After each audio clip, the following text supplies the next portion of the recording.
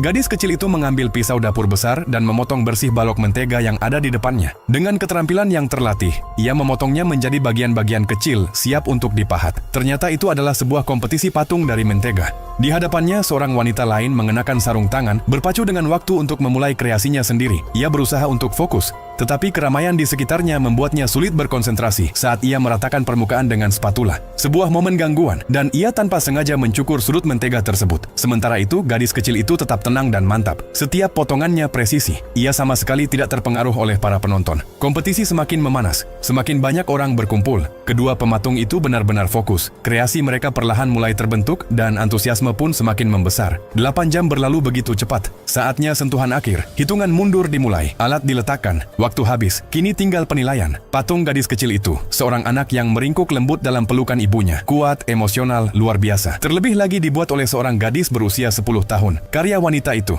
sebuah rekreasi dramatis dari pembunuhan JFK. Secara teknis sangat hebat, tetapi jika dibandingkan dengan karya gadis kecil yang menyentuh hati, karyanya terasa hampa. Hasil akan diumumkan 2 hari kemudian. Kerumunan mulai bubar. Wanita itu pergi dengan diam-diam. Namun malam itu, seseorang diam-diam masuk ke tempat acara. Sebuah sosok bayangan menyelinap masuk ke ruang pendingin dan mengangkat sebuah obor. Dalam hitungan detik, patung mentega milik gadis itu mulai meleleh. Tak diragukan lagi, ini adalah tindakan sabotase. Hari pengumuman pun tiba. Gadis kecil itu datang dengan wajah ceria, ditemani orang tuanya. Namun saat melihat patungnya, hatinya hancur. Wajah sang bayi telah meleleh. Ayahnya memohon kesempatan untuk memperbaikinya, tetapi sudah terlambat. Penilaian akan segera dimulai. Wanita itu mengira kemenangannya sudah pasti, tetapi para juri hanya diam menatap patung gadis yang rusak itu. Dan kemudian mereka tersentuh. Wajah yang lembut dan meleleh itu justru menyampaikan kisah yang lebih dalam. Ekspresi mentah dan menyakitkan dari cinta seorang ibu. Akhirnya gadis kecil itu menang. Wanita itu terdiam, terpaku, kalah. Dan kemudian gadis kecil itu berjalan ke arahnya dan memberinya pelukan hangat yang besar. Akhirnya wanita itu menerima kekalahannya. Ia tidak hanya kalah dalam kompetisi, ia telah kehilangan integritasnya.